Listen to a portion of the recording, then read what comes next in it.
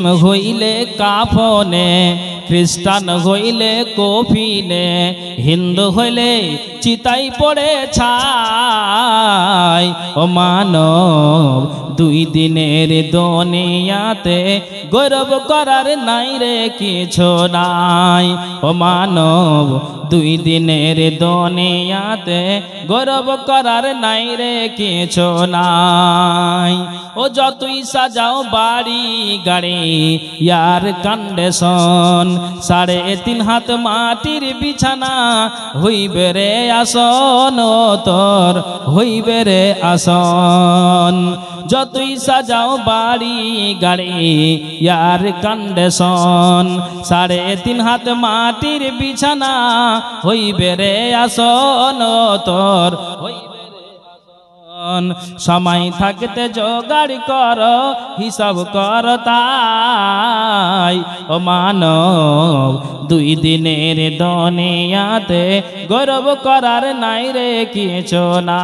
একলা মরণ একলা থাকতে কিসের ভয়, একলা জীবন একলা মরণ একলা চলতে কিসের ভয়। এ দুনিয়ার মানুষ গুলো কেউ তো কার নয় গো, এ দুনিয়ার মানুষ গুলো কেউ তো কার নয়। স্বার্থ ছাড়া কেউ চলে না, মনের ব্যথা কেউ বুঝে না।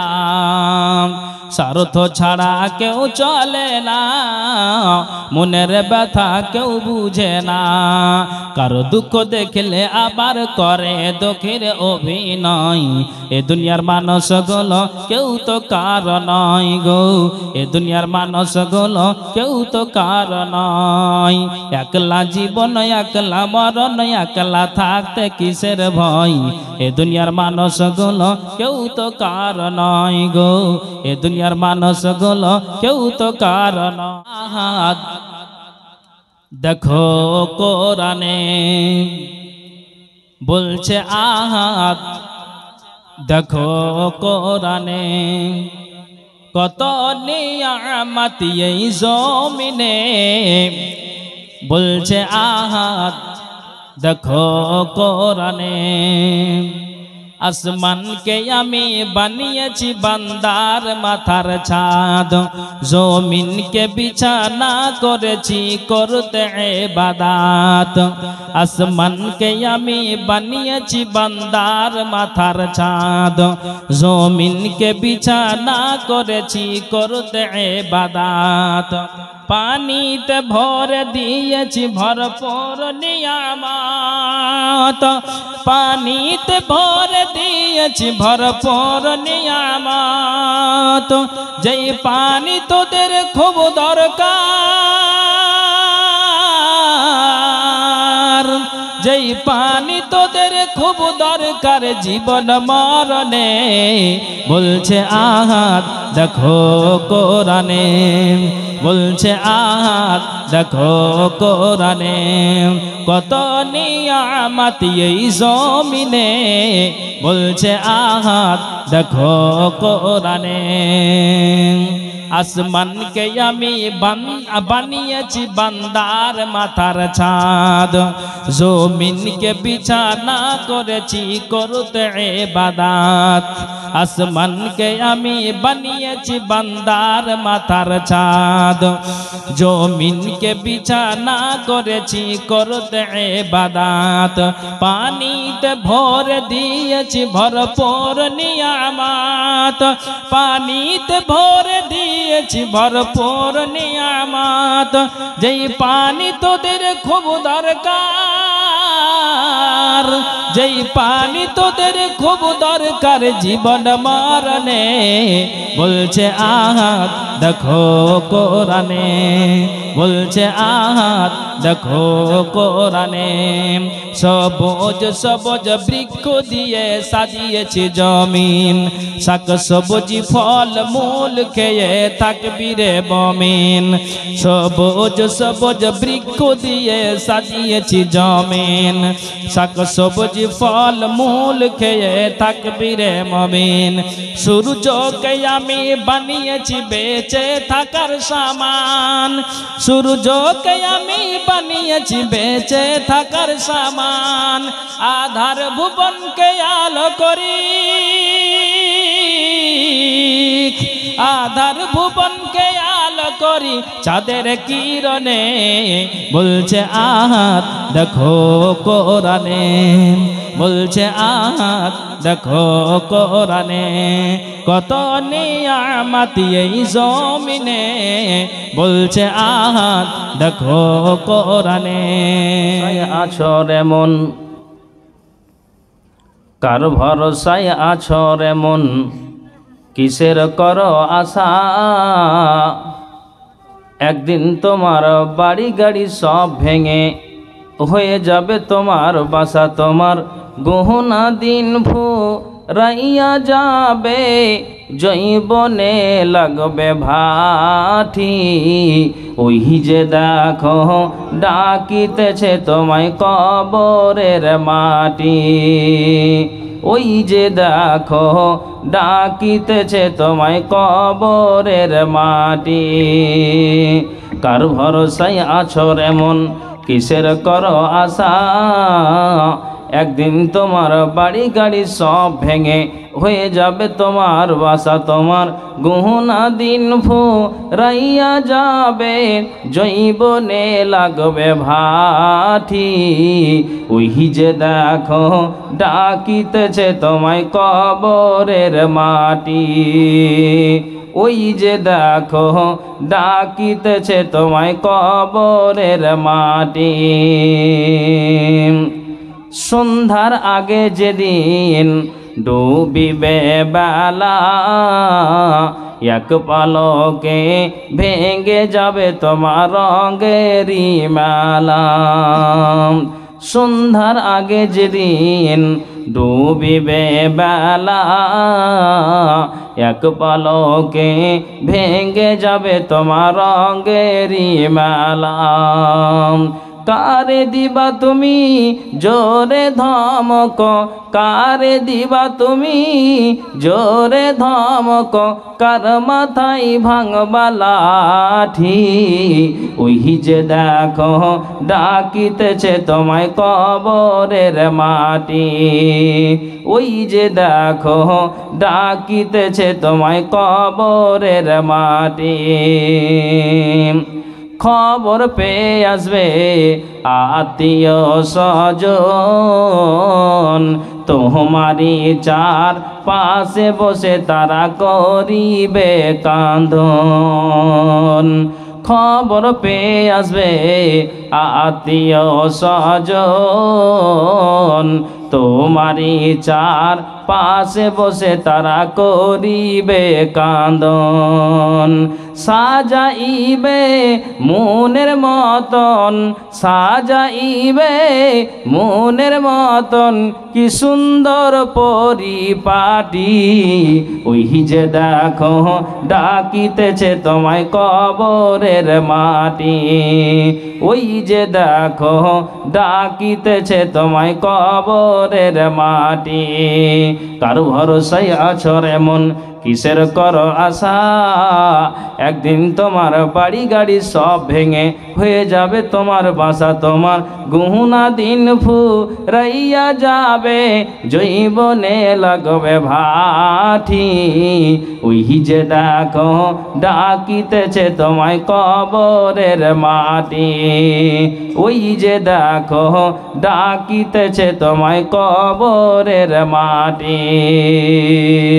যে সব সংবাদ সমূহ আমি তোমার কাছে বর্ণনা করলাম, এর দ্বারা আমি তোমার দিলকে মজবুত করছি, এতে থেকে তুমি প্রকৃত সত্যের জ্ঞান লাভ করবে। ওয়া মাউইযাতু ওয়া যিকরা লিল মুমিনিন, আর এটা মুমিনদের জন্য উপদেশ ও স্মরণ।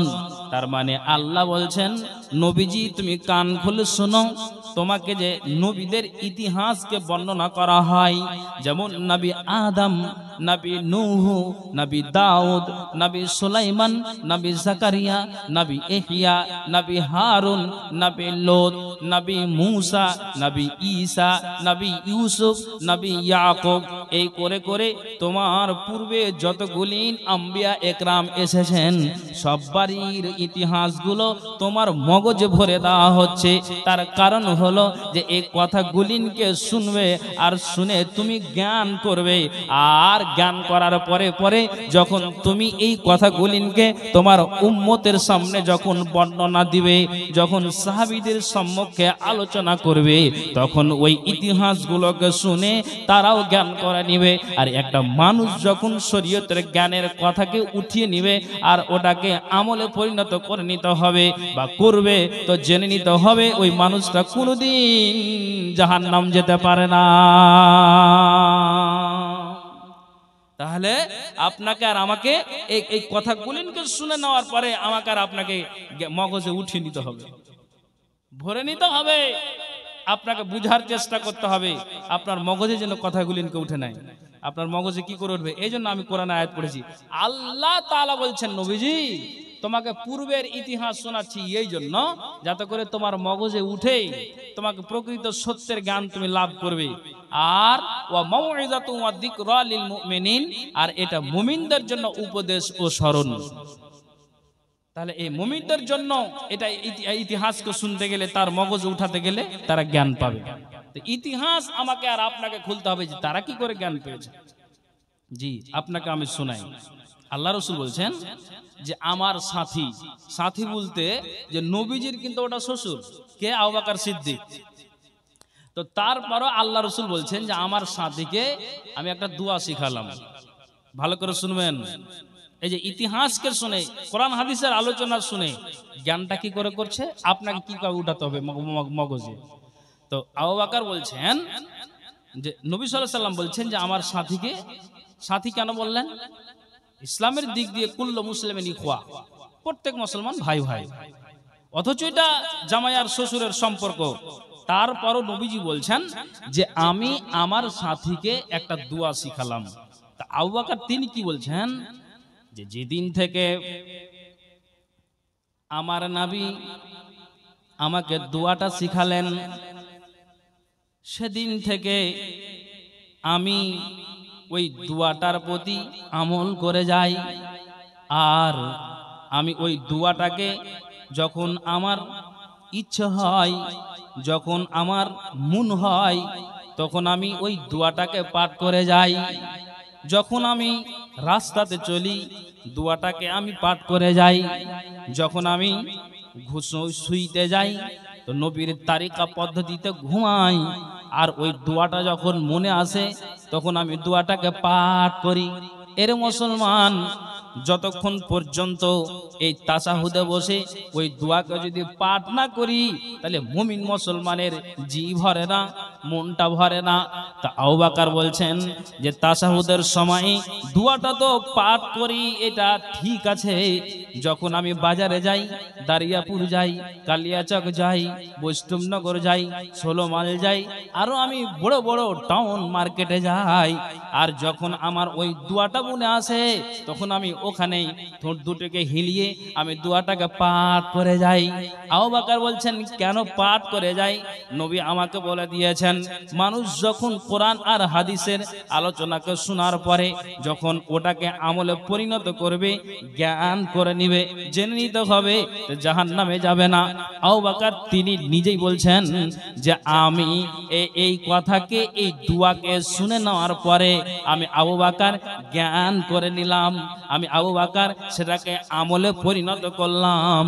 নবীজি আমাকে বলেছেন আমি যখন আমার ইচ্ছে হয় তখন আমি ওই দোয়াটাকে পাঠ করে যাই।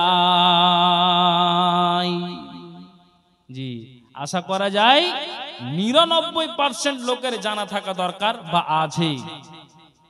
আমরা জানি দোয়াটা, কিন্তু আমরা সেগুলোকে আসলে আমলে পরিণত করছি না। তাশাহুদে আমরা পাঠ করি, যতক্ষণ পর্যন্ত পাঠ না করি সালাম ফিরি না। আবু বকর বলছেন যে আরে তাশাহুদে তো পাঠ করি, কিন্তু আল্লাহ রাসূল যে আমাকে এই শিক্ষাটা দিলেন তা আমি শিক্ষা দিয়ে আমি এক চান্সেই এটাকে মগজে উঠালাম, আমি জ্ঞান করে নিলাম। এটা যদি আমি পাঠ করি আমার লাভ আছে। অথচ আবু বকর তিনি প্রথম নম্বরে জান্নাতের ঘোষণাটা আল্লাহ পাক রাসূল দিয়েছেন, আবু বকর তুমি হলে প্রথম নম্বরে জান্নাতি। আশারে মুবাশশারের ভিতরে আল্লাহ পাক রাসূল সর্বপ্রথম যার নামটা নিয়েছিলেন সেই হলো আবু বকর সিদ্দিক রাদিয়াল্লাহু তাআলা আনহু। তো আবু বকর তিনি নিজে বলছেন যে আমি নবীর কথাকে যখন নবী বললেন আমি আমার মগজে উঠিয়ে নিলাম, আমি জ্ঞান করলাম। তাহলে আপনাকে তো দরকার যে এই কোরআন এবং হাদিসের কথা আলোচনা হচ্ছে, তো কোনটা ভালো আর কোনটা মন্দ, কোনটা ছেড়ে দিতে বলছে আর কোনটা ধরতে বলছে, কোনটা হালাল কোনটা হারাম, কোনটা জায়েজ কোনটা না জায়েজ, কোনটা আমার জন্য একবারে বৈধ অবৈধ। তাহলে আপনার তো বিবেক, আপনার জ্ঞান তো এইখানে বিবেচনা করবে যে না আমাকে এটা ধরতে বলে শরীয়তে, এটা ছাড়তে বলে। তা আপনি আপনার জ্ঞান অনুযায়ী কাজটা করেন তো দেখি। আবু বকর বলছেন একবার বললেন আমি আমল করে যাই। দোয়াটা হলে এই, সকলে আমরা জানি, তারপর আমি শুনিয়ে দিই। আবু বকর বলছেন যে এই দোয়াটাকে আমি ঠিকঠাক যখনই মনে হয় তখনই আমি পাঠ করি। আবু বকর বলছেন এই দোয়াটা হলে এই, আল্লাহুম্মা ইন্নী যালামতু নাফসি যুলমান কাসীরা ওয়ালা ইয়াগফিরুয যুনুবা ইল্লা আনতা ফাগফিরলি মাগফিরাতাম মিন ইনদিকা ওয়া আরহামনি ইন্নাকা আনতাল গাফুরুর রহিম। জানা নাই? হ্যাঁ না বলেন না আপনারা? জি। আবু বকর তিনি কি বললেন যে আমাকে যখন এই শিক্ষাটা দিলেন আমার যখন মনে হয় তখনই পাঠ করি। তা আপনি এবার জ্ঞান করুন এখান থেকে যে আমি যদি এটা উঠতে বসতে যদি আমি পাঠ করি, এর তর্জমা আপনি শুনলে তো অবাক হবেন। আমি করছি তর্জমাটা, কিন্তু আমি আগে বলছি কথাটা যে আপনি মাথায় উঠান যে আবু বকর একবার কথা বলাতেই আবু বকর তিনি মাথায় উঠিয়ে দিলেন। আল্লাহু আকবার। আমি কোন জায়গাতে দাঁড়িয়ে আছি, কোন প্ল্যাটফর্মে দাঁড়িয়ে আছি। এই জন্য আল্লাহ তাআলা কোরআনের আয়াতে তিনি কি বলছেন, ওয়া কুল্লান নাকুসসু আলাইকা মিন আম্বাইর রাসূল মা নুসাব্বিতু বিহি ফুআদাক ওয়া জাআকা ফি হাযিহিল হক ওয়া মাউইযাতু ওয়া যিকরা লিল মুমিনিন। আমাদেরকেও জ্ঞান করতে হবে। আল্লাহ পাক রাসূল আরেকটা আপনাদের ইতিহাস শোনাই। আল্লাহ পাক রাসূল বলছেন যে আমি তোমাদেরকে কি বলবো না, আলা উখবিরুকুম বিআফজালি আমালিকুম। নবীজি বলছেন আমি কি তোমাদেরকে বলে দেব না যে সবচেয়ে উত্তম আমল কোনটি? যতগুলি আমল আছে তার ভিতরে সবচেয়ে উত্তম আমল কোনটি আমি কি তোমাদেরকে বলে দেব না? ভালো করে শুনবেন। এই জন্য নবীজি হাদিসে বলছেন, এখান থেকে জ্ঞান করেন। নবীজি বলছেন আলা উখবিরুকুম বিআফজালি আমালিকুম, আমি কি তোমাদেরকে বলে দেব না কোনটি উত্তম আমল? তখন নবীজি বলছেন যে কোনটি উত্তম আমল শুনে রাখো, মিন আনতালকু আদুওয়াকুম ফাতাজরিবু আনাকাহুম ওয়া ইয়াজরিবু আনাকাকুম। আল্লাহ পাক রাসূল বলছেন এরে দুনিয়ার মানুষেরা তোমরা কান খুলে শোনো, তোমাদেরকে জানিয়ে দেওয়া হচ্ছে সবচেয়ে উত্তম আমল কোনটা। জিহাদের ময়দানে যদি লড়াই করতে যাও, কাফির যদি সুযোগ পায় তো তোমার কাঁধে মেরে দেয়, তুমি যদি সুযোগ পাও তো তারাও তোমাকে কাঁধে মেরে দেয়। কিন্তু শুনে রাখো জিহাদের ময়দানে লড়াই করা, শহীদ হয়ে যাওয়া, কাউকে মার্ডার করে দেওয়া, অমুসলিমদেরকে হত্যা করে দেওয়া কিংবা অমুসলিমের হাতে হত্যা হয়ে যাওয়া, মারেন তো শহীদ আর মরলেও আপনি শহীদ, যদি আপনার লিল্লাহিয়াতের সহিত কাজটা হয়। কেমন কেমন তা আপনাকে বুঝিয়ে দিচ্ছি। কিভাবে শহীদ? বদরের প্রান্তে তিনটা পালোহান নেমেছিল। পালোহান তিনটার নাম বলি, আলী, হামজা, ওবায়দা বিন হারিস। বুঝতে পারছেন তো? তিনটা পালোহান নেমেছিল। এই উত্তম আমল বুঝাতে গিয়ে আমাকে এই কথাটা টানতে হচ্ছে। নবীজি বলছেন তোমাদেরকে কি আমি উত্তম আমল বলে দিব না? কত জ্ঞানের কথা হাদিসটা আপনি নেন। তখন বলছে যে কি আলী, হামজা, ওবায়দা বিন হারিস। তা আলীও লড়াই করলো, লড়াই করতে করতে করতে করতে একটা কাফেরকে কাতাল করে দোজক পাঠিয়ে দিল। আবার লড়াই হচ্ছে আপনার জন্য হামজার সাথে, আবার হামজা লড়াই করতে করতে তাকে কাতাল করে তাকে দোজক পাঠিয়ে দিল। কিন্তু যেটা ওবায়দা বিন হারিস ভিড়েছে লড়াই করতে, ওর আপনার যেন তার নসিবে বড় পালোহানটা মিলেছে। ওই পালোহান সুযোগ পেয়ে ওবায়দা বিন হারিসের কাঁধে মেরে দেয়। আর যেমনই কাঁধে মেরে দেওয়া, ওবায়দা বিন হারিস কিন্তু পড়ে গেল। আর যখনই পড়লো ওখান থেকে উঠিয়ে আল্লাহ রাসূলের কাছে নিয়ে আসলো কাকে? উবাইদা বিন হারেসকে। নবীজি নিজে এক লোটা পানি নিয়ে ওই উবাইদা বিন হারেসের মুখটাকে ধৌত করে দিলেন। শরীরে যে ধুলাগুলিন লেগেছিল ওই ধুলাগুলিনকে ঝেড়ে দিলেন। আর উবাইদা বিন হারেসকে নবীজিকে উবাইদা বিন হারেস বলছেন, নবীজি গো, আপনি আমাকে একটা কথা বলেন তো, একটা কাফেরের সাথে আমার লড়াই করে আমি যেন তাকে কাতাল করে দোজক পাঠিয়ে দিয়েছি আল্লাহ পাকের রাসূল, আপনি বলেন তো আমি কি শহীদের দরজাটা পেয়েছি কিনা? নবীজি বললেন, উবাইদা বিন হারেস রে, অবশ্যই তুমি ইসলামের জন্য, দ্বীনকে বাঁচানোর জন্য, কোরআনকে বাঁচানোর জন্য তুমি যে লড়াই করেছো, তুমি শুনে রাখো তুমি শহীদের মর্যাদাটা পেয়ে গিয়েছ। নবীজি বলছেন, যখনই আল্লাহ পাকের রাসূল এই কথাটা বললেন, উবাইদা বিন হারেস একটু মুচকি টানা হাসলেন। আর হাসার পরে উবাইদা বিন হারেস দুনিয়া থেকে বিদায় হলেন। একবার বলেন ইন্না লিল্লাহ। নবীজি বলছেন, শহীদ হয়ে যাওয়া, ইসলামের পথে লড়াই করে মরে যাওয়া, তারপরও এর চাইতো উত্তম আমল। আল্লাহু আকবার। আচ্ছা বলেন তো, কিয়ামতের দিন সব চাইতে মর্যাদা কার বেশি হবে? না তো শহীদের, নাকি আলেম ভাই? শহীদের মর্যাদা বেশি হবে। ওরা বিনা হিসাবে জান্নাত যাবে, তাদের কোনো হিসাবই হবে না। তো নবীজি বলছেন যে তার চাইতে উত্তম আমল আছে। আল্লাহু আকবার। আচ্ছা আপনারা বলেন তো, উত্তম আমলটা শিখবেন না শিখবেন না? হ্যাঁ না বলেন তো, আপনারা বিরক্ত লাগছে নাকি? হ্যাঁ শুনে যান, হাদিস কোরআনের কথা শুনবেন, কি শুনবেন বলেন? হ্যাঁ কথাগুলিকে আমল শুনে আমল করার চেষ্টা করুন। কি বলতে চাইছি? বলছে তার চাইতে উত্তম আমল। আল্লাহু আকবার। তার চাইতে উত্তম আমল কি? এবার নবীজি বলছেন, শুনে রাখো, আল্লাহ পাকের রাসূল বলছেন, মিন আনতাল কুআদুওয়াকুম ফাতাজরিবু আনাকাহু ওয়াজরিবু আনাকাকুম। তোমরা যেমন তাদের গর্দানকে উড়িয়ে থাকো, তারাও তোমাদের গর্দানকে উড়িয়ে থাকে। আল্লাহ পাকের রাসূল বললেন যে তার চাইতে উত্তম আমল। উত্তম আমলটা কি? একটা মানুষ যদি চায়ের দোকানে বসে বসে ভদর ভদর করে গল্প না করে, তোমার বয়সটা এখন পর্যন্ত 30 হয়েছে, তোমার বয়সটা এখন পর্যন্ত 25 হয়েছে, তোমার বয়সটা 20 হয়েছে, কিংবা তোমার বয়স তুমি এক কথায় তুমি এমন তুমি হয়ে গিয়েছো, তুমি যৌবন পেয়ে গিয়েছো, সাবালক হয়ে গিয়েছো, তোমার প্রতি নামাজ ফরজ হয়ে গিয়েছে।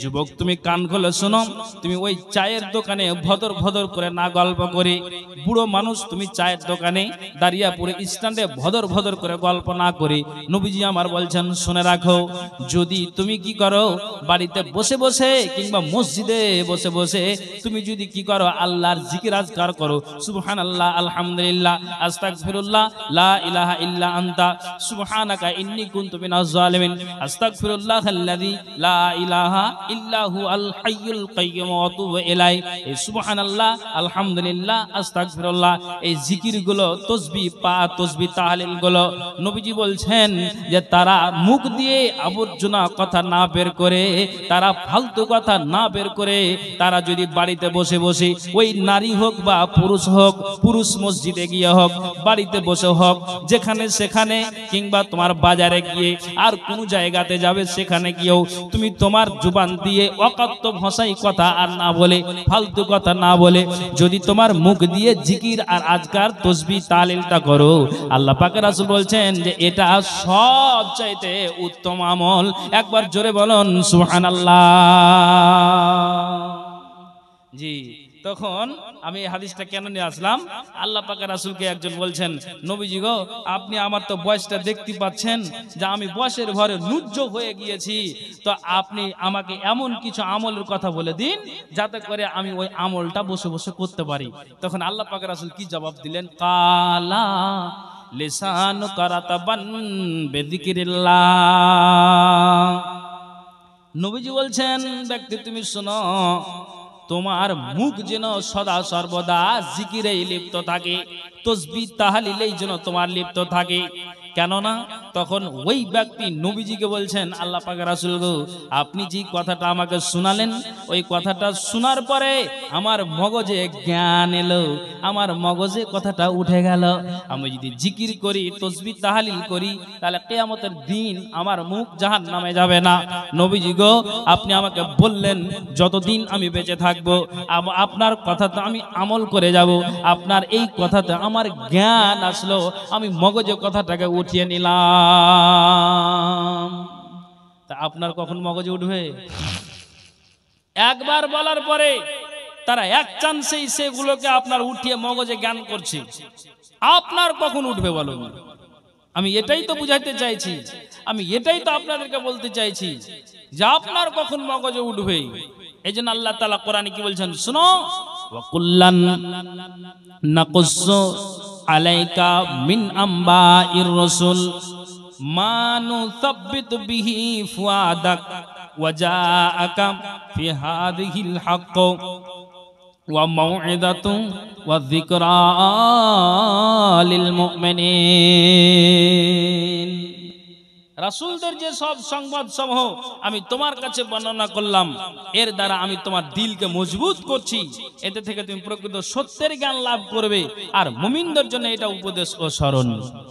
তাহলে তারা একবার করে শোনার পরে বা রাসূল কিছু বর্ণনা দেওয়ার পরে তারা জ্ঞান করত যে এটা ঠিক, এটা বেঠিক, এই আমলটা করতে গেলে আমার ঠিক আছে। তা আমি আপনাকে বলছি যে আপনার জ্ঞানটা কখন উঠবে?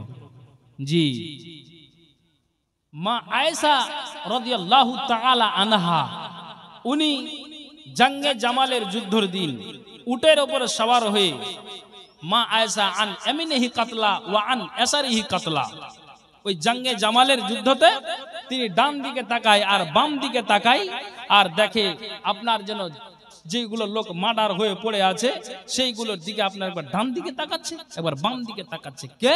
না তো মা আয়েশা। কে এটা? এটা আল্লাহ রাসূলের বিবি। আর কে? না তো আবু বকরের এটা মেয়ে, আব্দুর রহমানের বোন। তো এই আয়েশা তখন এইভাবে যখন দেখছেন, তখন আম্মার বিন ইয়াসার তখন বলছেন, আয়েশা তুমি কি সূরা আহজাবটাকে খুলে দেখেছো? ভালো করে শুনবেন, এই মা বোন কান খুলে শুনেন। আয়েশা তুমি কি সূরা আহজাবটাকে খুলে দেখেছো? তখন আয়েশা কি বলছেন জানেন? সূরা আহজাবকে খুলে দেখবো তার মানে? বলছে হ্যাঁ, আমি তোমাকে বলছি যে সূরা আহজাবকে তুমি খুলে দেখেছো। তখন আবার আয়েশা বলছেন যে সূরা আহজাবকে খুলে দেখবো তার মানে? বলছে হ্যাঁ, তুমি সূরা আহজাবকে খুলে দেখো গা। এইভাবে কে পারমিশন দিয়েছে যে একটা নারী রাস্তা থেকে, বাড়ি থেকে বের হয়ে এইভাবে তারা আপনার জন্য রাস্তাতে চলবে আর ঘুরবে আর ফিরবে? তুমি নবীর বিবি, তুমি দেখেছো সূরা আহজাবকে খুলে? ওই জায়গাতে আয়েশা কিছু পারওয়া করেনি কথার। বাড়ি ফিরে এসে আয়েশা একদিন ওই সূরা আহজাবকে খুলে তিনি পড়তে আরম্ভ করে দিয়েছেন শুরু থেকে। মা বোন কান খুলে শুনবেন, এখানে জ্ঞানের কথা আছে। তো কি বলছেন? আয়েশা পড়তে পড়তে পড়তে পড়তে তিনি যখন এই আয়াতটা আসলেন, আয়াতটা হলো এই, ওয়াকারনা ফি বুয়ুতিকুন্না ওয়ালা তাবাররাজনা তাবাররুজাল জাহিলিয়াতিল উলা। আয়েশা যে এই আয়াতটাকে তিনি পড়লেন, তো পড়ার পরে তিনি আর না আগে বাড়ছেন না তিনি আর পিছনে বাড়তে এগাচ্ছেন। আয়েশা আর আগে বাড়তে পারেন না, আবার ওই আয়াতটাকে একবার, দুইবার, তিনবার করে পড়ছেন। ওয়াকারনা ফি বুয়ুতিকুন্না ওয়ালা তাবাররাজনা তাবাররুজাল জাহিলিয়াতিল উলা। আয়েশা ওই আয়াতটাকে পড়ার পরে তিনি মনে মনে চিন্তা করলেন, আল্লাহ, আম্মার বিন ইয়াসার যে বলেছেন যে আয়েশা রে তুমি সূরা আহজাবকে খুলে দেখেছো, এইভাবে নারীরা কেন রাস্তাতে বের হবে, কেন বাজারে যাবে, কেন মাঠে যাবে, কেন ঘাটে যাবে? আয়েশা শোনো, এই জন্য তোমাকে কড়া করে বলা হয়েছে। তখন আয়েশা বলছেন যে আমার যাওয়াটা এটা বড্ড অন্যায় হয়েছে, আমার যাওয়াটা এটা অন্যায় হয়েছে, এটা আমার ভুল হয়েছে। আয়েশা একবার গেলেন গেলেন আর নিজেকে তিনি সিলিন্ডার হয়ে গেলেন, তিনি সংযত হয়ে গেলেন, এটা আমার অন্যায় হয়েছে, এইভাবে বিনা পারমিশনে আপনার ওই জায়গাতে যাওয়া, এটা আমার জন্য আমার দ্বারা দিয়ে আমার জ্ঞান বলছে আমার ঠিক হয়নি।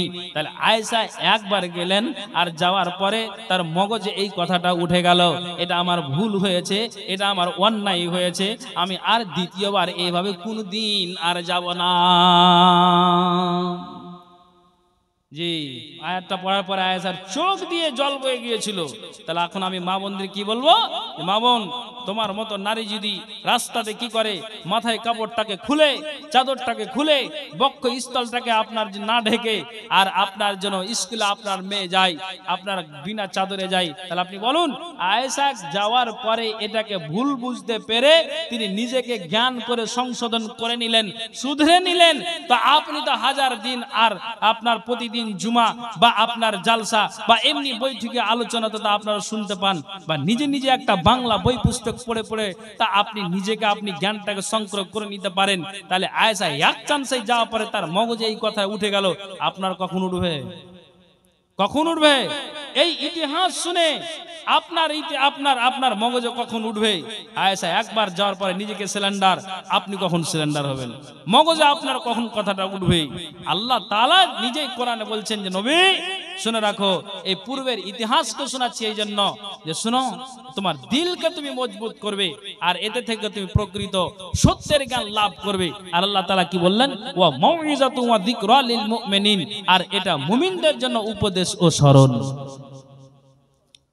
কি বুঝতে পারলেন? এটা মুমিনদের জন্য উপদেশ ও স্মরণ। তাহলে মা বোন, ওই আয়েশাকে দেখে আপনাকে ফলো করে নিতে হবে, আপনাকে জ্ঞান করতে হবে। আমি আজকে এটাই বোঝাতে চাইছি। জি, তাহলে পুরুষ বাবা ও ভাইয়েরা, আপনাকেও এই কথাকে মগজে উঠিয়ে নিতে হবে। কি মগজে উঠাতে হবে? ভালো করে শুনবেন। হযরত উমর রাদিয়াল্লাহু তাআলা আনহু উনি কি বলছেন জানেন? উনি বলছেন, যখন আমি বাবার আন্ডারে ছিলাম, বাবার আয়ত্তে ছিলাম, আমার বাবা মূর্তি পূজা করতে বেশি ভালোবাসতো, তো আমিও নিজ হাতে একটা প্রতিমাকে তৈরি করলাম, কাদাকে নিয়ে মাটিকে নিয়ে এটা সুন্দর করে পুতুলকে বানালাম। সঙ্গী সাথীরা তারা বানালো, এটা কখন না তো ইসলাম গ্রহণ করার আগে। তখন উমর বলছেন যে যেই প্রতিমাকে সুন্দর করে খাড়ো করে দিয়ে দাঁড় করে দিয়ে তার সামনে মাথাটাকে নুইয়ে দেওয়া হলো আর বলা হলো, এই ঈশ্বর, এই আমাদের খোদা, এই আমাদের লাত, এই আমাদের মানাত, শুনে রাখো, যে যেটা আপনার পুজোকে মানে তাদের নাম ধরে বলে যে আমাদের জীবনের ভুলকে ক্ষমা করে দাও, জীবনে আমাদেরকে গরিব আছি আমাদেরকে ধনী বানিয়ে দাও। তারা সবাই এইভাবে তারা নিজের হাতটাকে জোড় করে তারা এই কথা বলে। এবার আপনাকে আমি বুঝাই যে যেই 10 মিনিট আগে ওই পুতুলকে সামনে খাড়ো করে দিয়ে মাথাটাকে নত করলো, কিন্তু আবার ওই 10 মিনিট পরে আবার ওই পুতুলগুলোকে আবার ওই মূর্তি পূজাদেরকে আছাড় দিয়ে দিয়ে ভেঙে ফেলে দিল। উমর বলছেন, এটা কেমন ধর্ম রে বাবা, যাকে আমরা খোদা বলে মানলাম আবার তাকে আছাড় দিয়ে ফেলে দেওয়া হলো, এটা আমাকে কেমন লাগছে, এটা আমার জ্ঞানে ধরে না। নবীজি বলে দিয়েছেন, আল্লাহ মক্কাতে দুটা পালোহান আছে, একটার নাম উমর আর একটা নাম আবু জাহাল। আল্লাহ এই দুইটা পালোয়ানের ভিতরে যাকে তোমাকে ভালো লাগে, তুমি দুইটা পালোয়ানের ভিতরে একটাকে আল্লাহ ফিরিয়ে দাও। নবীজি দোয়া করেছিলেন, আল্লাহুম্মা ইজ্জাল ইসলাম বিআহাব্বির রাজুলাইন ইলাইকা বিউমর ইবনুল খাত্তাব আও বিআবি জাহাল বিন হিশাম। মাবুদ রে, আমার দুইটা পালোয়ান আছে, একটা নাম উমর আর একটা নাম আবু জাহাল। আল্লাহ এই দুইটা পালোয়ানের ভিতরে যাকে তোমাকে ভালো লাগবে তুমি আল্লাহ ফিরিয়ে দাও, হয় উমরকে দাও না হয় তুমি আবু জাহালকে দাও। আল্লাহ তাআলা হযরত উমরকে কবুল করেছিলেন। একবার জোরে বলেন তো সুবহানাল্লাহ। কিন্তু আমি আপনাকে যেটা বুঝাতে চাইছি খুব কান খুলে শুনবেন তো। উমর যখন মুসলমান হলেন, এবার আমি আপনাকে কোনটা বুঝাতে চাইছি, আল্লাহ তাআলা কোরআনে বলছেন, ওয়া কুল্লান নাকুসু আলাইকা মিন আম্বাইর রাসূল মা নুসাব্বিতু বিহি ফুয়াদাক ওয়া জাআকা ফি হাযিহিল হক ওয়া মাউইযাতু ওয়া যিকরা লিল মুমিনিন। আচ্ছা, আপনারা কথা বলবেন, কথাটা বলবেন। ইসলাম গ্রহণ করার আগে উমর বলছেন, উমরের বাপ খাত্তাব ও মূর্তি পূজা করতে খুব ভালোবাসতো, তো তার ছেলেও সেরকম। তো বলছে যে যখন দেখলাম যে যাকে খোদা বলে দাবি করি 10 মিনিট পরে ওকে আছাড় দিয়ে ফেলে দেওয়া হচ্ছে, তখন উমর বলছে যে নবীর বদৌলতে, নবীজির দুয়াতে আমি ইসলাম গ্রহণ করলাম। আমি এখন আপনাকে কি বুঝাবো? তো উমরের কথাতে আপনি জবাব দিবেন? হ্যাঁ জবাব দেন। উমর তখন নিজে বলছেন কি, দেখেন যখনই ইসলাম গ্রহণ করলো তখন এবার উমর বলছেন, আল্লাহ এতদিন যা ছিলাম, কোন ধর্মতে ছিলাম আল্লাহ, কি কাজ করেছি আল্লাহ, কত গুনাহ করেছি আল্লাহ, কত শিরিক করেছি আল্লাহ, বড় বড় পাপ করেছি আল্লাহ। কে বলছেন? উমর। আল্লাহ গো, আল্লাহ তোমার কোরআনকে মেনেছি, নবীজির দিনকে মেনেছি, আল্লাহ আখিরাতকে বিশ্বাস করলাম, কবরে আযাব হবে যদি সঠিক আমল না হয় আল্লাহ, তা আল্লাহ তোমার কাছে অ্যাপ্লিকেশন জানাই, ইসলাম গ্রহণ করার পরে আমি জ্ঞান করে নিলাম যতদিন আল্লাহ তুমি বাঁচিয়ে রাখবে আমি আমার জীবনে সমস্ত কিছু আমলকে আমি করে যাব। আল্লাহ তোমার যা বিধান আছে, রসুলের যা বিধান আছে, আমি টোটাল কথাকে একজোট করে আমি মেনে নিব। তখন উমর বলছেন যে আমি ইসলাম গ্রহণ করার পরে আমি আমার দেহটাকে আমল দিয়ে সাজাতে লাগলাম। কেমন আমল দিয়ে সাজাতে লাগলাম? যেমন নতুন বিবাহর দিন, যেই দিন আপনার মেয়েটাকে আপনার জামাই যেদিন বিবাহ করতে আসবে, ওই মেয়েটাকে আপনার সুন্দর করে আপনার যেন ঠিক যেন ওই সুন্দর করে বিবাহর দিন একটা রুমে কেমন করে আপনার মেয়েটাকে সিংড়াই, বৌমাটাকে কেমন করে সিংড়াই, নাকের ফুল দেয়, কানের দুল দেয়, হাতের পলা দেয়, গলার হার দেয়, আপনার পায়ের পাতা দেয়, তারপরে আপনার জন্য নতুন পোশাক আর কাপড় দিয়ে আর আপনার চাদর দিয়ে আপনার মেয়েটাকে সুন্দর করে সাজিয়ে দেয়, বৌমাটাকে সাজিয়ে দেয়। এটা কিসের সাজন হলো? না তো এটা দেহের জন্য আপনার সৌন্দর্য লাগবে তার জন্য সাজন হলো।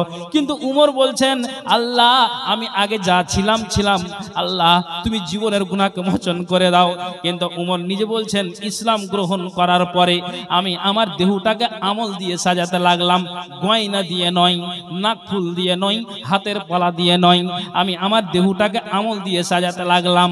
কেননা যেদিন থেকে কোরআনকে মেনেছি, দিনকে মেনেছি, আল্লাহর বিধানকে মেনেছি, রসুলের বিধানকে মেনেছি, সেদিন থেকে আমি জ্ঞান করলাম নবীর ইতিহাসকে পড়ে, নবীর কথাকে শুনে আমি যেন জ্ঞান করে নিলাম। উমর বলছেন আমি আমার দেহকে সাজালাম, না তো আমি নামাজের মাধ্যম দিয়ে দেহকে সাজালাম, যাকাতের মাধ্যম দিয়ে আমি আমার দেহকে সাজালাম, দান খায়রাতের মাধ্যম দিয়ে আমি আমার দেহকে আমল দিয়ে আমি সাজালাম, আমি তাহাজ্জুদের নামাজ দিয়ে আমি আমার দেহকে আমল দিয়ে আমি সাজাতে লাগলাম, আমি যেন জিকির আজকারের মাধ্যম দিয়ে আমি আমার দেহকে আমল দিয়ে আমি সাজাতে লাগলাম। কতদিন সাজালাম? যতদিন আল্লাহ তুমি আয় দিয়েছো ততদিন পর্যন্ত আমি হযরত উমর আমি আমার দেহটাকে আমল দিয়ে সাজিয়ে যাব। একবার জোরে বলুন সুবহানাল্লাহ। কথা মাথায় উঠলো? আপনি হানারা বলেন তো, বুঝাতে পারিনি নাকি? তাহলে আপনি বলুন যে আমার আর আপনার জ্ঞানটা কখন আসবে? উমর যা ছিল, যখন ইসলামের ছায়াতলে আসলো, ইসলাম গ্রহণ করলো, তখন কিন্তু আপনার জন্য বললো আমি জ্ঞান করলাম, সেদিন থেকে নবীর ইতিহাসকে মানলাম, কোরআন আর রসুলের হাদিসকে মানলাম, সেদিন থেকে আমি জ্ঞান করে নিলাম যে আমি আমার দেহকে আমল দিয়ে সাজাবো। জি, আমি আমার দেহকে আমল দিয়ে সাজাবো। আপনি কি দিয়ে সাজাচ্ছেন বলুন? কি দিয়ে আপনি সাজাচ্ছেন? আপনার মাথায় মগজের কথা কখন উঠবে? আপনি চিন্তা করে দেখুন, এক চান্সেই তারা এইভাবে এই কাজটা করছে। আল্লাহু আকবার। খাইবারের যুদ্ধতে যখন মুসলিম বাহিনী আপনার খাইবার বিজয় হওয়ার পর ওয়াদিল কোরাতে যখন উপস্থিত হলো, তখন যেন ইহুদিরা কি করলো জানেন? তীর কিন্তু শুরু করে দিয়েছে, তীর নিক্ষেপ শুরু করে দিল। আর তীর চালাতে চালাতে একজন নবীজির সাহাবী মিদআম, তার নাম কি বললাম একটু বলেন তো? মিদআম নামক একজন সাহাবীর কিন্তু আপনার শরীরে কোনো একটা অংশ, মানে শরীরের কোনো অংশতে কিন্তু লেগে যায় ওই তীরটা। আচ্ছা, আপনারা বিরক্ত হচ্ছেন নাকি? অসুবিধা হচ্ছে না তো আপনাদের? একবার আমার সাথে বলেন তো সুবহানাল্লাহি ওয়া বিহামদিহি সুবহানাল্লাহিল আযীম, সুবহানাল্লাহি ওয়া বিহামদিহি সুবহানাল্লাহিল আযীম, আলহামদুলিল্লাহ। শুনেন, কথা শুনেন, কাজ দিবে। তো ওই খাইবার বিজয়ের পর যখন মুসলিম বাহিনী ওয়াদিল করাতে উপস্থিত হলো তখন ইহুদিরা সুযোগ পেয়ে কিন্তু তীর চালাতে শুরু করলো। ভালো করে শুনবেন, এই যে জ্ঞানের কথা আপনাকে বলছি। তীর চালাতে চালাতে একজন মেদাম নামক রসুলের সাহাবীর শরীরের কোন অংশতে লেগে যায়, আর যখনই কোনো অংশতে লেগে গেল তখন এই সঙ্গী সাথীরা সবাই তারা আওয়াজ দিয়ে শুরু করলো, তারা সবাই বলতে শুরু করলো যে মিদামের গায়ে তীর লেগেছে রে, তো মিদাম অবশ্যই জান্নাতে যাবে। তখন মিদামের কথা সবাই এক বাক্যে বলে উঠলো, আল জান্নাত আল জান্নাত আল জান্নাত আল জান্নাত আল জান্নাত আল জান্নাত। সবাই তারা বলল যে মিদাম অবশ্যই আল্লাহর জান্নাতে যাবে। তখন নবীজি বলছেন, কাল্লা ওয়াল্লাযী নাফসি বিয়াদিহি ইন্নাস শামলাতাল্লাতী আখাযাহা ইয়াওমা খাইবারা মিনাল মাগানিমি লাম তুসবিহাল মাকাসিম লা তাস্তাইলু আলাইহি নারা। তুমি কোন বাগানের ফুল, তুমি কোন বাগানের ফুল গো আমার ইসলাম ধর্মের মূল, সকল নবীর হইতে শ্রেষ্ঠ আখেরি রাসূল, তুমি কোন বাগানের ফুল। আরব দেশে জন্ম তোমার আব্দুল্লাহরই ঘরে, উঠিল পূর্ণিমারি চাঁদ অতি অন্ধকারে। আরব দেশে জন্ম তোমার আব্দুল্লাহরই ঘরে, উঠিল পূর্ণিমারি চাঁদ অতি অন্ধকারে। আলোকিত হইল মাতা মা আমিনার কুল, তুমি কোন বাগানের ফুল, তুমি কোন বাগানের ফুল গো আমার ইসলাম ধর্মের মূল, সকল নবীর হইতে শ্রেষ্ঠ আখেরি রাসূল, তুমি কোন বাগানের ফুল। মা আমিনা ধন্য হইলেন কোলেতে লাল পাইয়া, মারহাবা জানাই ফারিস্তা কাতার লাগিয়া। মা আমিনা ধন্য হইলেন কোলেতে লাল পাইয়া, মারহাবা জানাই ফারিস্তা কাতার লাগিয়া। মধুর সুরে গান গাইতেন মনেরি বুলবুল, তুমি কোন বাগানের ফুল, তুমি কোন বাগানের ফুল গো আমার ইসলাম ধর্মের মূল, সকল নবীর হইতে শ্রেষ্ঠ আখেরি রাসূল, তুমি কোন বাগানের ফুল। দো জাহানের বাদশা নবী পাইয়া সুখবর, নূর ফেরেশতা আসলেন ভাবে মা আমিনার ঘর। দো জাহানের বাদশা নবী পাইয়া সুখবর, নূর ফেরেশতা আসলেন ভাবে মা আমিনার ঘর।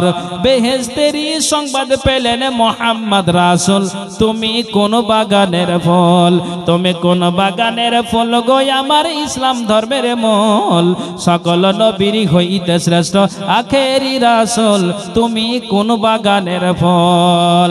হিজরত করতে বাধ্য হলেন রাতেরই অন্ধকারে, দুঃখ লইয়া গেলেন তিনি মদিনার শহরে।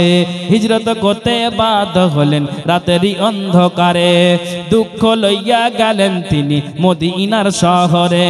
মদিনাতে বাজিয়া উঠল ইসলামের ঢোল, তুমি কোন বাগানের ফুল, তুমি কোন বাগানের ফুল গো আমার ইসলাম ধর্মের মূল, সকল নবীর হইতে শ্রেষ্ঠ আখেরি রাসূল, তুমি কোন বাগানের ফুল। ভাইজান, সেই নবীর আমরা উম্মত। তো যখন সবাই সঙ্গী সাথীরা এক বাক্যে বলল কি যে এই মিদামের গায়ে ইহুদি তীর নিক্ষেপ করেছে, তো অবশ্যই এই মিদাম নামক সাহাবীটা আল্লাহর জান্নাতে যাবে। সবাই সঙ্গী সাথীরা যতজন সাহাবীরা উপস্থিত ছিলেন তার সাথী বন্ধুরা সবাই বলছেন যে না, এ অবশ্যই অবশ্যই এ জান্নাতে যাবে। নবীজি কি জবাব দিলেন জানেন? কাল্লা, কখনো নয়। এই লোকটা, এই সাহাবীটা, আল্লাহর বান্দাটা কোসমিন কালে জান্নাত যাবে না। কেন জান্নাত যাবে না? নবীজি বলছেন ওয়াল্লাযী নাফসি বিয়াদিহি, সে মহান সত্তার কসম যার হাতে আমার জীবন রয়েছে, সেই মহান সত্তার কসম যার হাতে আমার আত্মা রয়েছে, সেই মহান সত্তার কসম যার হাতে আমার প্রাণ রয়েছে, আমি তার কসমকে বলছি এই ব্যক্তিটা কেন জান্নাত যাবে না? এর উম্মতিরা শুনে নাও তো, কেন জান্নাত যাবে না? হ্যাঁ, এটা অমুসলিম তার গায়ে তীর মেরেছে আর মরে গেল, তো অবশ্যই জান্নাতে যাবে, শহীদের দরজা পাবে। কিন্তু এই লোকটা কেন পাবে না? তো কারণটা শুনে নাও।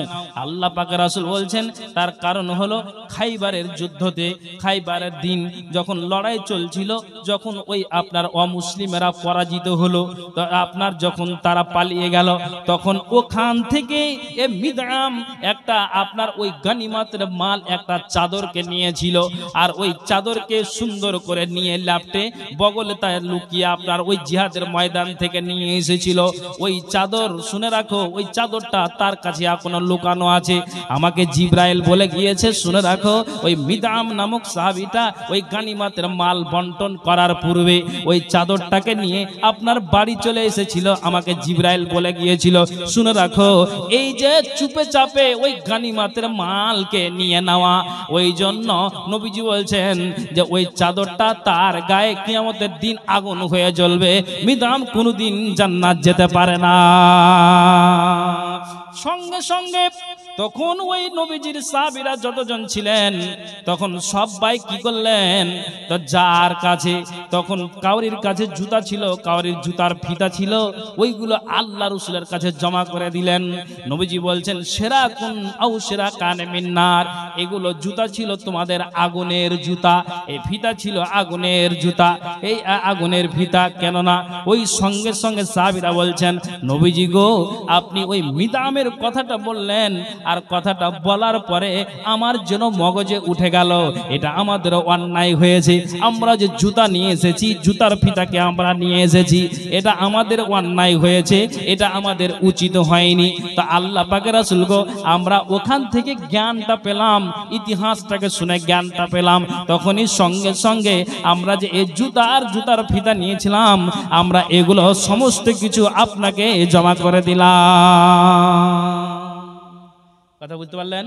বলেন সুবহানাল্লাহ।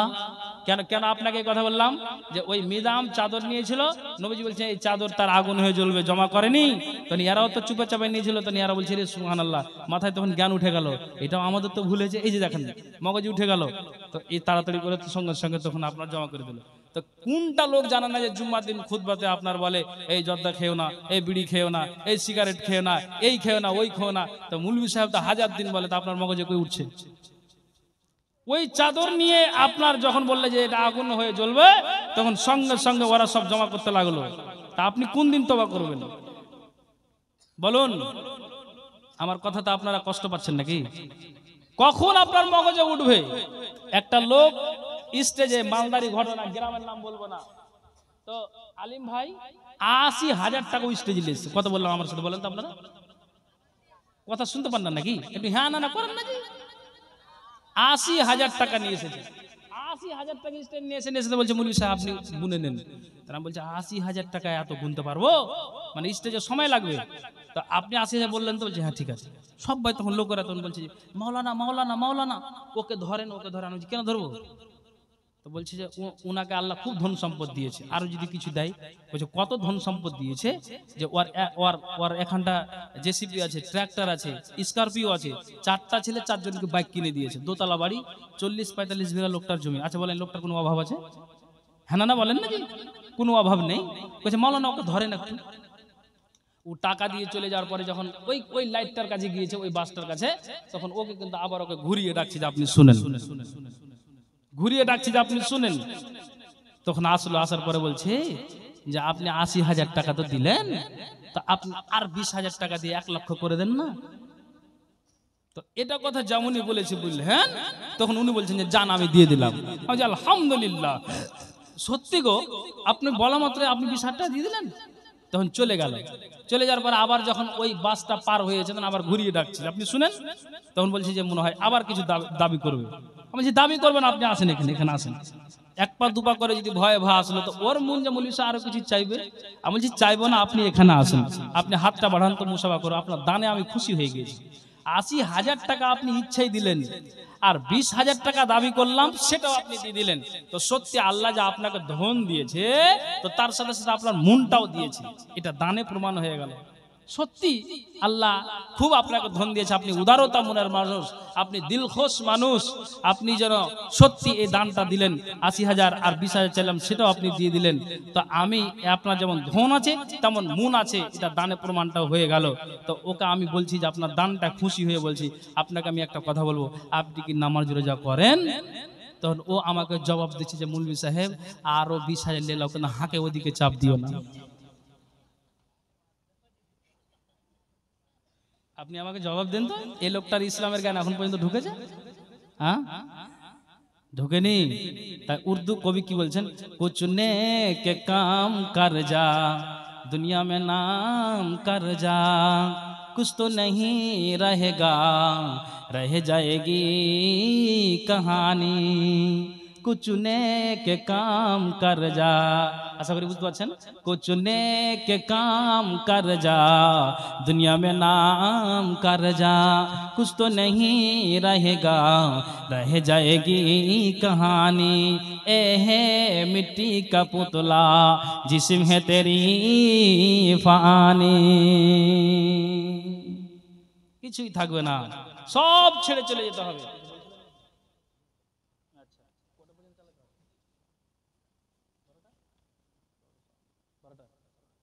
আচ্ছা, তো আমি আপনাকে বলছি কি যে এই লোকটার জ্ঞান তাহলে কখন উঠবে? আপনি বলুন, আপনাকেই বলছি যে আমাদের মগজে এই কথা কখন উঠবে? তারা এক চান্সে শোনার পরে তারা আপনার জ্ঞান করে নিত, আমার আর আপনার কখন বিবেক উঠবে? আমি এটাই বুঝাতে চাইছি। হায়রে মুসলমান, একটু চিন্তা করে দেখুন, আপনি দেখুন তো আমাদের প্রস্তুতি অবস্থাটা আমাদের কি হচ্ছে, এটাই আমি আপনাদেরকে বুঝাতে চাইছি। মক্কার লোকেরা আল্লাহ পাকের রাসূলের জন্য তারা ইয়ামান দেশে গেল এই নবীর বিরুদ্ধে নালিশ করতে। কোথায় গেল জি ভাই? ইয়ামান দেশে। তো ইয়ামান দেশে একটা কবিরাজ ছিল, খুব বড় কবিরাজ। আপনাকে ইসলামের ইতিহাস শোনাচ্ছি আমি ফালতু কথা এখনো বলিনি, আর বলবো না, এটা আমার অভ্যাস নেই। হ্যাঁ, তবে উদাহরণের মাধ্যমে কিছু কথা আমি বলছি, এটা বেয়াদবি মাফ করবেন, বুঝাবার জন্য বলছি। তো ওই ইয়ামান দেশে গেল, তো তার নাম হচ্ছে, কবিরাজটার নাম হচ্ছে জেমাদুল আজদি। বিশাল কবিরাজ, ইরাক, ইরান, আফগানিস্তান, আপনার হাইল্যান্ড, থাইল্যান্ড, নিউজিল্যান্ড, যতগুলি না আপনার দেশ আছে আরব, না আপনার আপনার সৌদি আরব থেকে আরো আরো আরো দেশগুলো থেকে ওই জেমাদুল আজদির কাছে যেত। ওর মানে এমন একটা মানে আল্লাহ তাআলা জশ দিয়েছিলেন, তো বলছে ও পানি তাল পড়া দিতে গেলেই, ঝাড়ফুঁক করতে গেলেই, আপনার শরীরে যত কিছু অসুখ থাকুক না কেন, ওই ঝাড়ফুঁক আর পানি আর তাল পড়া দিতে গেলেই ভালো হয়ে যাবে।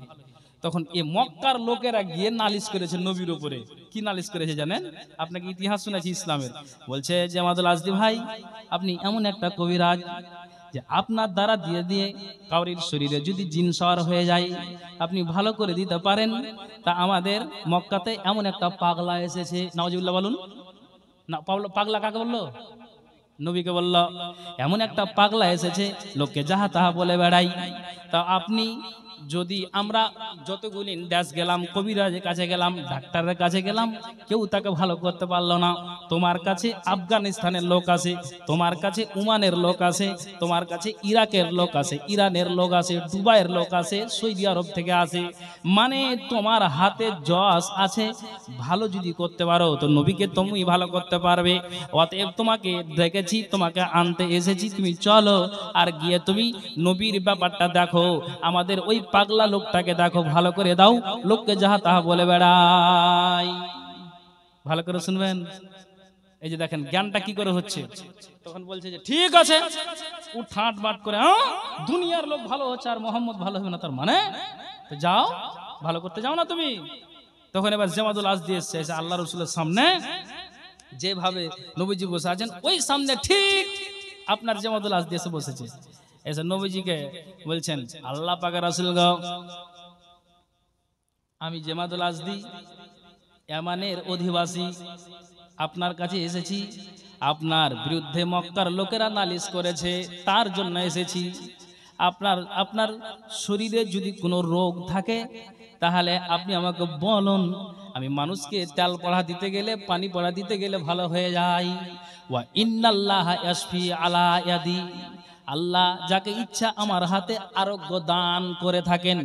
মান শাআ ফাহাল্লাক, আপনার কি ইচ্ছা আছে আপনি বলেন তো, আপনি চাইলে আপনাকে ঝাড়ফুঁক করে দিব, তেল পড়া দিব, পানি পড়া দিব, আপনাকে নিয়মিত যে কাজগুলো করতে বলবো আপনি বলবেন, আপনার শরীরে যা অসুখ আছে সব কিছু ধুয়ে মুছে চলে যাবে। আপনার ব্রেন যদি টাল থাকে তো সব আপনার ভালো হয়ে যাবে।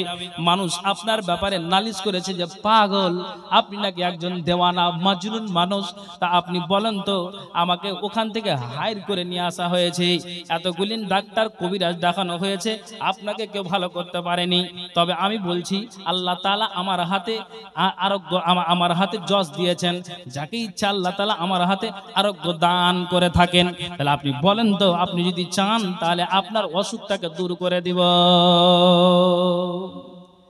আসলে তো পাগলা নয়, কোরআনের দাওয়াত দিতে গিয়ে নবীজির অপরাধ। তখন জেমাদুল আজদির কথাটা আল্লাহ রসুল কিন্তু শুনলেন চুপচাপ। তখন আবার আল্লাহ রসুল বলছেন যে মান শাফা আল্লাহ, আল্লাহ পাক রসুল আপনি বলুন, আপনার ইচ্ছা আছে কি যে আপনাকে আমি ছেড়ে দিব, আপনার শরীর ভালো হয়ে যাবে? নবীজি চুপ করে আছেন। আবারও নবীজিকে বলছেন ইচ্ছা আছে কি বলুন, আমি শুরু করব। গায়ে যদি জিন আর আপনার ধরে থাকে তাহলে আমি এটাকে পড়ে আপনাকে ঠিক করে দিব। আল্লাহ পাক রাসূল কয়েকবার কথাটাকে শোনার পরে তখন নবীজি এবার তার সামনে খুতবাতুল সুন্নাহ, যেটা সুন্নাতে পরিণত হয়েছে খুতবা, ওই খুতবা কিন্তু তার সামনে জেমাদুল আজদির সামনে শুরু করেছেন। কি খুতবা শুরু করেছে, কত মজার ইতিহাস দেখেন। ইতিহাস কি খুতবা শুরু করেছে, ওই জেমাদুল আজদির সামনে আল্লাহ রাসূল পাঠ করছেন কি, ইন্নাল হামদালিল্লাহ নাহমাদুহু ওয়া নাস্তাঈনুহু ওয়া নাস্তাগফিরুহু মান ইয়াহদিহিল্লাহু ফালা মুদিল্লা লাহু ওয়া মান ইউদ্লিলহু ফালা হাদিয়া লাহু ওয়া আশহাদু আল্লা ইলাহা ইল্লাল্লাহু ওয়াহদাহু লা শারীকা লাহু ওয়া আশহাদু আন্না মুহাম্মাদান আবদুহু ওয়া রাসূলুহু। পৃথিবীর মানব নবীজি একবার এই খুতবাটাকে সম্পূর্ণ পড়লেন। একটা আপনি ঢাললেন তো, আর কুকুরের মাথাতে মারেন কেমন টাল খেতে লাগে, এটা মুরগিকে মারেন কেমন আপনার টাল খেতে লাগে। আপনি ঢাল ছুটতে গেলে আপনি নিশান করে যদি কোনো একটা মানুষের মাথাতে লেগে যায়, ওই মানুষটার মাথাটা আপনার টাল মারতে শুরু করে, তাওরি লাগা মুরগির মতো জমিনে পড়বে কি পড়বে না আপনি বলেন তো। তেমনি জেমাদুল আজদির সামনে নবীজি একবার এই খুতবাটাকে পাঠ করেছেন। জেমাদুল আজদি একবার ডান দিকে ঘুরে রে, বাম দিকে ঘুরে রে, সামনে তাকাই পিছনে তাকাই, কোন কথা শুনলাম রে, কোন কথা শুনলাম রে, কাকে ঠিক করতে আসলাম রে, কার কথা শুনে আসলাম রে, এটা তো লোক পাগল নয় রে, এটা তো লোক পাগল নয় রে, মানুষের আমাকে যাহা তাহা বলে রে, কত রকম করে মিথ্যা কথা বলে আমাকে ডেকে এনেছে রে, এটা পাগল লোকের মুখ দিয়ে এত ভালো কথা বের হতে পারে না রে আল্লাহ, কে এটা রে, কে এটা রে। তখন একবার শোনার পরে একবার উপর দিকে তাকাই, একবার নিচের দিকে তাকাই, আর বলছেন আল্লাহ পাকের রাসূল আপনি যে বাক্যগুলি যে আরবিতে পড়লেন আমাকে কি আবার শোনাবেন? নবীজি বলছেন আল্লাহে, আল্লাহর কসম তুমি যতবার শুনতে চাইবে আমি মুহাম্মদ সাল্লাল্লাহু আলাইহি ওয়াসাল্লাম রাজি আছি। আবার কিন্তু নবীজি শুরু করে ইন্নাল হামদালিল্লাহি নাহমাদুহু ওয়া নাস্তাঈনুহু ওয়া নাস্তাগফিরুহু ওয়া নাউযু বিল্লাহি মিন শুরুরি আনফুসিনা ওয়া মিন সাইয়্যাতি আমালিনা মান ইয়াহদিহিল্লাহু ফালা মুদিল্লা লাহু ওয়া মান ইউদ্লিলহু ফালা হাদিয়া লাহু ওয়া আশহাদু আল্লা ইলাহা ইল্লাল্লাহু ওয়াহদাহু লা শারীকা লাহু ওয়া আশহাদু আন্না মুহাম্মাদান আবদুহু ওয়া রাসূলুহু। নবীজি দুইবার পড়লেন। তারপর ওই জেমাদুল আজদিকে কত ভালো লেগেছে, নবীজিকে বলছেন আবার কি আপনি পাঠ করতে পারবেন? আমার কলিজা ঠান্ডা হয়ে গেল। তিনবার যখন পড়া হয়েছে, একটা সাপড়িয়া যখন বিনবাসি বাজায়, তো ওই যেমন সাপ আর বসে থাকতে পারে না, মাথাটাকে হিলাই, মাথাটাকে নড়াই, আবার আপনার সামনে দিকে ছবল মারে, তেমনি ওই বিনবাসি বাজার মতো করে জেমাদুল আজদি বলছেন লাকাদ সামিআতু কাওলাল কাহানাতি ওয়া কাওলাস সাহারাতি ওয়া কাওলাস শুআরা'i নবীজি গো, আমি জেটিসিদের জাদু করতে আমি কথা শুনেছি, কিন্তু উক্ত কথাগুলির মতো আমি কাউরির কথা শুনিনি নবীজি গো। ইয়া রাসূলুল্লাহ, হাত ইয়াদাকা, আপনি আপনার হাতটাকে আপনি বাড়িয়ে দিন। নবীজি আপনি 3 বার পড়ার পরে আমার মগজে জ্ঞান আসলো। আমার মগজটা আমার কোন জায়গাতে ছিল, আমি বিভ্রান্তিতে ছিলাম, আমি পথভ্রষ্ট রাস্তাতে ছিলাম, আমি বাঁকা পথে ছিলাম। আপনার কথা শুনে আমার সঙ্গে সঙ্গে জ্ঞান আসলো, কোন পথে ছিলাম রে, কোন পথে ছিলাম রে, কোন জায়গাতে আমি ছিলাম রে। সঙ্গে সঙ্গে নবীজি হাতটাকে বাড়িয়ে দিলেন, উবায়কা আলাল ইসলাম। আর সঙ্গে সঙ্গে জেমাদুল আজদি যাকে ঠিক করতে এসেছিল, নবীজির ওই বাক্যগুলি শুনে সঙ্গে সঙ্গে মুসলমান হয়ে গেল। একবার জোরে বলুন সুবহানাল্লাহ। হ্যাঁ হ্যাঁ হ্যাঁ, এবার আমি আপনাদেরকে একটা কথা বলি, কথাটা শুনবেন। জেমাদুল আজদির সামনে খুতবা কবার পড়লো? 3 বার। 3 বার পড়াতে আর মগজ ঘুরে গেল, জ্ঞান উঠিয়ে দিল। আপনাকে কতবার শোনাতে হবে বলেন? জবাব দিন, কতবার শোনাতে হবে? আমার গ্রামে, আপনাদের দিকে মসজিদে মহিলারা তারাবি নামাজ পড়ে না? আমাদের দিকে চালু করেছি, যেতে পারে। সবচেয়ে উত্তম হলো যে বাড়িতে পড়া, কিন্তু যদি মহিলারা মসজিদে আসতে চায় বাধা দিতে হবে না, আসতে পারে। রসুলের পিছনে 5 ওয়াক্ত নামাজ নারীরা আদায় করেছেন, 5 ওয়াক্ত নামাজ। তো একটা নারী, বয়স্ক লোক না, বয়স্ক বৃদ্ধ মোটামুটি 60-65 বছর হবে, তো ও তারাবি নামাজ শুরু করেছে। ওই মরণ খাটলিটা রাখা আছে বুঝলেন, সিজদা থেকে উঠতে গিয়ে আবার যে মাজাতে লেগেছে, তখন কিছু এখানে লেয়ার থেছে। তাহলে আপনি আমাকে কথাটার জবাব দিন। ইবাদত একটা কষ্টের বিষয়, বুঝতে পারলেন তো? তাহলে আমি আপনাকে এতগুলির কথা যে বলছি, তা আপনার মাথাতে কখন উঠবে? কথা বলুন, কথা বলুন, আপনার মগজে কখন উঠবে? তো ভাইজান, আমি শেষে এক কথা বলি, শেষ বলতে আমার জলসা শেষ করে দিনি। এখানে মা বোন আছেন, সামনে আপনারা আছেন, আমার বাম দিকে মা বোনেরা আছেন। আমি সবাইকে একটা কথা বলছি, শেষ একটা আমি কথা বলবো। কথাটা আপনারা মানে খুব মনোযোগ দিয়ে শুনবেন। এই ইতিহাস যদি আপনাদেরকে আমি শোনাতে যাই, তাহলে আপনাদেরকে ওই 2 দিন 3 দিন 4 দিন ধরে ওই নবীর জীবনের কাহিনী শুনতে হবে, তাছাড়া শেষ করা যাবে না। তো 3 দিনে কি শেষ হবে সেটা কথা নয়, তবে কিছুটা এগিয়ে গিয়ে আরো কিছু বলা যাবে। কথা যেটা বোঝাতে চাইছি, যে তারা একবার দুবার করে শুনে শুনে ইসলামের কথাকে উঠিয়ে জ্ঞান করে নিচ্ছে। আমি এটাই আজকের বিষয় বলছি। তা আমার আপনার মগজে কখন উঠবে? আমি কথা এটাই বুঝাতে চাইছি। তো কথা হলো যে হাজারো দিন শুনি আর বলি, তা আমাদের মূল কথা হলো যে আমাদেরকে এগুলোকে আমলে পরিণত করতে হবে, তাহলেই আমরা পরিত্রাণ নচেত নয়। কথাকে বুঝার চেষ্টা করতে হবে যে হ্যাঁ এগুলো কথা বলছে, আমাদের জ্ঞান করতে হবে। কেউ আমরা বাঁচতে আসিনি, দুনিয়া ছেড়ে সবাইকে আমাদেরকে চলে যেতে হবে। আমরা ওই জন্য বলছি যে আমাদের মুসলিমের যে দুর্দশা, আমাদেরকে ঈমানকে তাজা করতে হবে, ঐক্যবদ্ধ হতে হবে। আপনি দেখুন, রাসূল সাল্লাল্লাহু আলাইহি সাল্লাম বলেছেন যে শুনো, লড়াইটা মুসলমানদের শেষ জামানাতে হবে। তো কার সাথে হবে জানেন? কার সাথে বলেন তো দেখি? লড়াই যে হবে মুসলমানের সাথে, তো কার সাথে লড়াইটা হবে? ইসলাম, ইসলামকে নিয়ে যে ছিনিমিনি হবে বা চলছে, আপনাকে বলছি কার সাথে লড়াই হবে জানা আছে কি? হ্যাঁ না বলেন না? ইহুদির সাথে লড়াই হবে, ইহুদিদের সাথে আমাদের মোকাবিলা হবে। আর সেই সময়টা অলরেডি কাছে গিয়েছে, বুঝতে পেরেছেন তো? তো যা হোক, বিশাল কথা আছে, বিশাল কাহিনী আছে। আমি বুঝাতে চাই যে মগজে কখন কথা গেল মাথায় উঠান, জ্ঞান করেন। আমাদেরকে দুনিয়া ছাড়তে হবে সকলকেই, কিন্তু ঈমান নিয়ে বাঁচেন। আল্লাহর কাছে চান যে আল্লাহ তুমি আমাদের ঈমান দাও, ঐক্যবদ্ধ শক্তি ক্ষমতা দাও। আল্লাহ মানুষকে বিবেক বুদ্ধি দাও, জ্ঞান দাও। জি, সাহাবীরা জান্নাতি, তারপর নবীজি কে কোনটা কথা বলতেন চট করে কানে খাড়া করে দিয়ে শুনে আমলে পরিণত করতেন। অথচ ওদের নামে ঘোষণাই দেওয়া হয়েছে যে এরা সবাই আল্লাহর জান্নাতে যাবে। তো মা বোন আর বাবা ভাই, ওইদিকে মা বোনেরা বসেছেন, আরো মনে হয় আনাচে কানাচে আছেন। আশা করি সকলকে আমি একটা কথা বলবো, যারা আপনারা এই সামনে আছেন একটু হাতটা উঁচু করবেন তো দেখি। লিল্লাহে তাকবীর, আল্লাহু আকবার। এই কোরআনের পারাটা কত পারা বলেন? 30 পারা। আপনারা চুপচাপ থাকেন। আমি বলছি যে 10-15 মিনিট কেউ উঠবেন না। মানে উঠবেন না বলতে যে 10 মিনিট পর জালসা ছেড়ে চলে যাবেন সেটা কথা নয়। কথা হলো যে বসে থাকেন। হ্যাঁ, তো আপনারা বসে থাকবেন, কেউ উঠবেন না, বুঝতে পেরেছেন? গজল শোনেন, ওয়াজ শোনেন, সবই কিছু আছে। গাজালের বস্তা ভরা আছে আমার কাছে। কিন্তু আসলে এখন বলি না, একটু কমিয়ে দিয়েছি। সোশ্যাল মিডিয়াতে একটু গজল টজল গলো যদি বলা হয়ে যাচ্ছে, বুঝতে পারলেন, মুলবিতে ওকে ছিঁড়ছে ওকে ছিঁড়ছে। এই যে রোজাতে গেল না, 28, 29 রোজাতে, না ঠিক আছে, 28, 29 রোজাতে আপনার ওই জাকাতুল ফিতর, আপনার ওই টাকার জাকাত নিয়ে, টাকার ফিতরা নিয়ে আর আপনার খাদ্যর ফিতরা কত লড়াই চলেছে। তো কেউ বলছে যে আপনার এক জায়গাতে হন, বলছি এক জায়গাতে হবো, তখন ও যদি জোরাল থাকে তাকে আপসা মেরে ফেলে দেবে, বুঝতে পারছি। এই তো হচ্ছে অবস্থাটা। তো কথা হলো ভাই, যাহা কিছু বলি আর বলেন শুনেন, জ্ঞান করতে হবে। আমি আপনাদেরকে বলবো শেষে একটা হাদিস আপনার শুনে, কেউ আমরা উঠবো না, একটু আল্লাহর ওয়াস্তে বলেন তো লিল্লাহে তাকবীর। কথা হলো কি, ভালো করে শুনবেন, বুঝার চেষ্টা করবেন। কি বুঝার চেষ্টা করবেন? যে আপনার জন্য খাইবারের যুদ্ধতে একজন বেদুইন,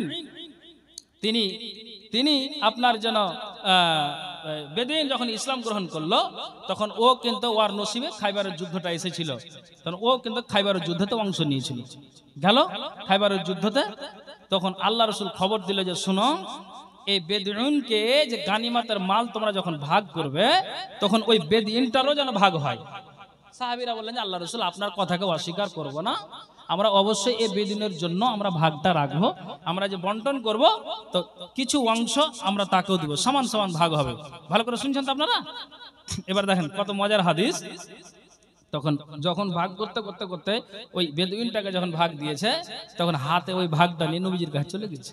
নবীজিকে বলছেন, আল্লাহ পাকের রাসূল গো, এই যে গানিমাতের মাল, এটা যে আপনি ভাগ দিতে বলেছেন, সাহাবীরা তাই করেছে, তো আমি গানিমাতের মালের জন্য ইসলাম গ্রহণ করিনি।